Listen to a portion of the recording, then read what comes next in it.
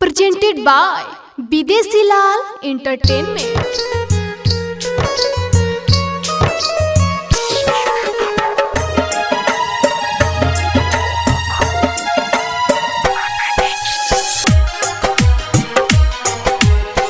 दुल्हन बनी चल दिहलू शादी के जोड़ा में।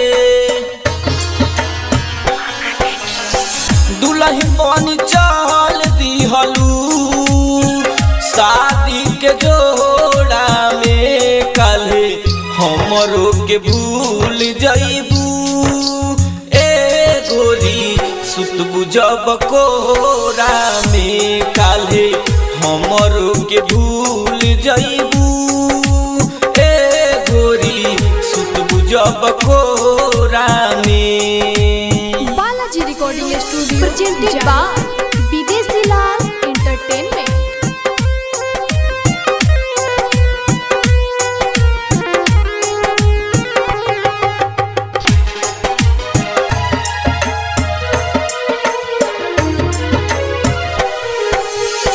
पियावा के संगे अपना से जिया सजैबू हमार दिल से नमवा मिटैबू।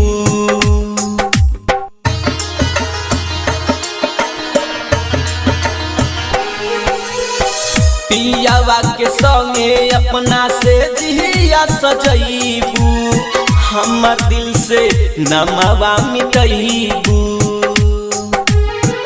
एतने बताई दीह तू कमिका बमोरा में।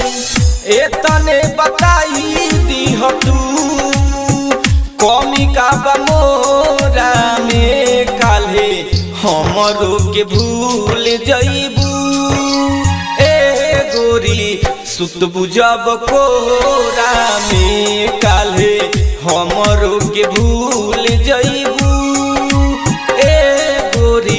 सुतबू जब कोरा में। Balaji recording studio Jadavpur presented by Bidesi Lal Entertainment।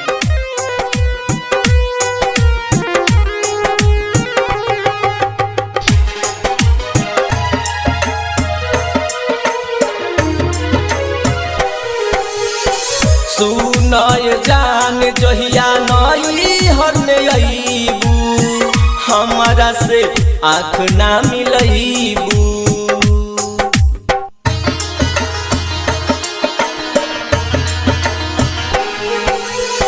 सुनय जान जहिया नई हरने अइबू हमारा से आँख ना मिलैबू।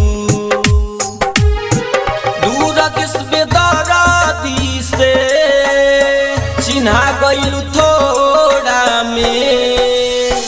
दूर बेदर्दी से चिन्हा गइलू थोड़ा में। काल्हे हमरो के भूल जाइबू ए गोरी सुतबू जब कोरा में। काल्हे हमरो के भूल जाइबू